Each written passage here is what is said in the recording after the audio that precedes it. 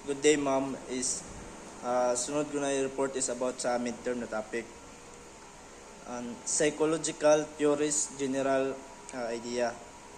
This theory focus on the individual's mind and personality. Mali nga din ito theory na focus niya sa individual mind o sa personality niya sa katao. As the cause of crime, they look at the mental processes, childhood experience, and unconscious thoughts. Example is a person who experienced an abuse as a child may develop anger or trauma that later leads to violent behavior. Isa katao na isa katao ka-experience na siya ng kinulatan siya ng bata pa, ma-develop yun hantod sa anger o kalangot, kuan kabala niya ma-develop. Tapos matrauma na sab siya, yun ma-lead siya hantod sa kuan na siya niya behavior is violent na. Next is an psychological aspect of crime, threat theory. Pinakawa na is an intelligence. Intelligence is a lower or fairly developed cognitive skill may affect decision making and problem solving. Sa sunod is ang sample gabali an someone with poor reasoning skill may commit theft without thinking about the consequences. Kung sa kibali ka tao na nuray kuan ba tadong na panuna tapos makomit danan nang talang theft, wala siya wala siya maguna-una na yay consequences na matabo sa iya kung mangawat siya. Next is on personality. Certain personality traits, aggression, lack of empathy, can increase criminal tendencies. Sample, a person who lack empathy may hurt other without guilt. Yon kuan sa ka person na waray kibali ka ibawanan ba man magpasakit do sa ilang lain tao na dili siya kibali guilty. Next is learning, katulo, learning. Behavior is learned from environment, observation, experience. And learning, ma-learn kita sa mga environment, sa ato pag-observation or sa experience. Ano nato makuhaan nato kay bao. Example, a child who grew up around criminal may learn that crime is acceptable.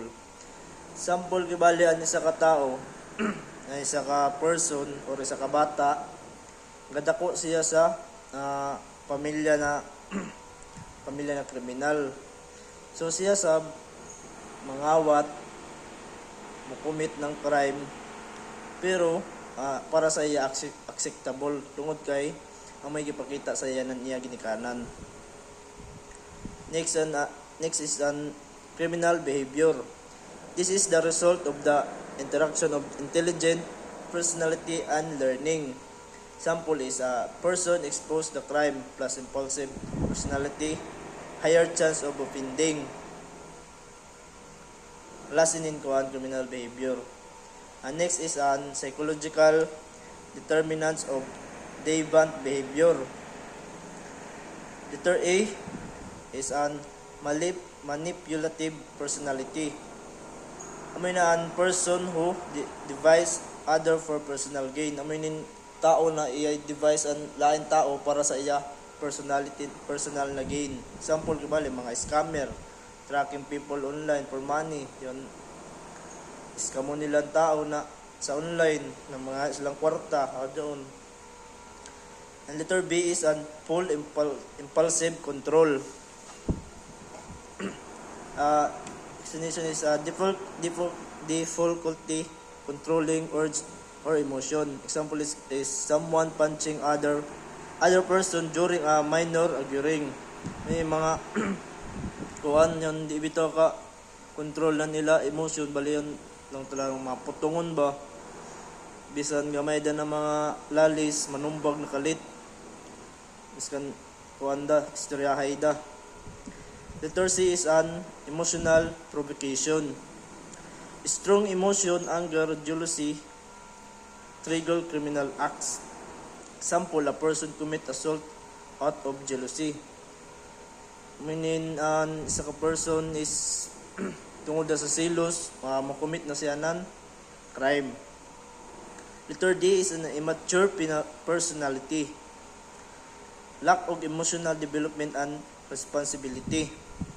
Example is a teenager vandalizing property for fun without understanding consequences. Next is an moral development theory. People go through a stage of understanding right and wrong. If development is incomplete, they may not fully understand morality. Example is a person, and isa ka person guys, still siya nan person still because they only think about avoiding punishment, not about harming others. Ang sa katao mga awat tungod da kay ang nila panahon na una is ma-avoid nila ang punishment. Wala sila mag not about kibala sa masakitan nila na lain tao. Next is an social learning theory. People learn behavior by observing others and through rewards or punishment. Ang mga tao is maka-learn sila ng behavior by observing o pagtanaw na sa lain mga tao. Example, join a gang because friends reward them with acceptance for illegal facts. Mga bata na musuod na taraw ng gang kay para taraw once last dig or may reward na mahihatag sa ila. Next is an personality theory. Criminal behavior is linked to stable personality traits developed early in life. Example is a highly impulsive person may repeatedly engage in risky or illegal activity like reckless driving or theft. Result kita sa cognitive approach.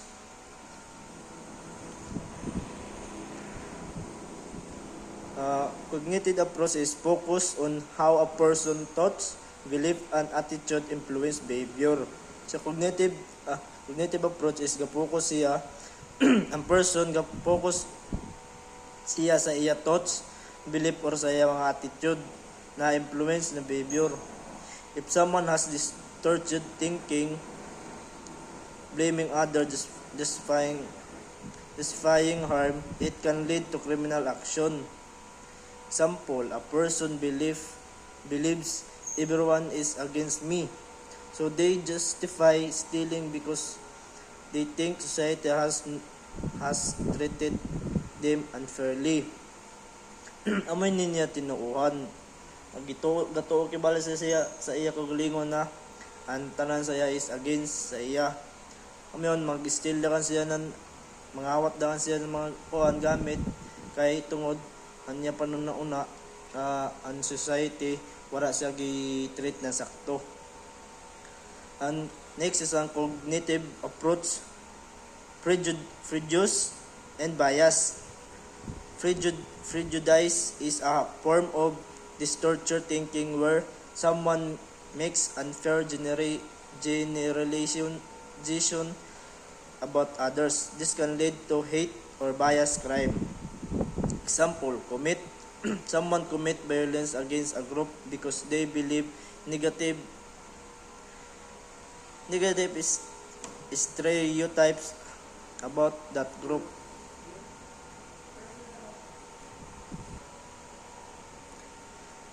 Next is a biological or neurological approach. Suggests that brain structure, genetic, or hormones can influence behavior, especially aggression or violence. Example, a person with brain damage affecting impulse control may act aggressively without thinking about sa consequences. Kaupat is a developmental approach risk factor. And developmental approach is looks at how life experience over time, especially especially negative ones, increase the risk of criminal behavior. Example yon, growing up in a poverty, proper, poverty, losing a parent early, or failing in the school yon, wadan ka bata pa ka, wadan ako ng ginikanan, or in eskwela ka pero ma-failed ka, umainin sa developmental approach. Next is psychological theories, Adler and Erikson. Alfred Adler, people may develop an inferior complex and overcompensate, possible leading to harmful behavior. Si Erikson, during adolescence, people may experience identity crisis leading to confusion and risky behavior. Example kan Alfred Adler, a person who feel inferior may act aggressively to feel powerful. Sa person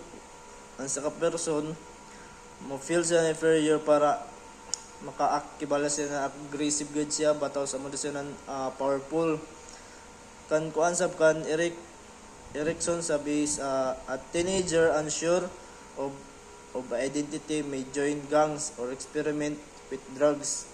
May mga teenager na waray dili sure ang ila identity, magsud-sud sila ng mga gang, mapil sila ng mga drugs, magamit sila ng mga drugs. And the last is an latent delinquency.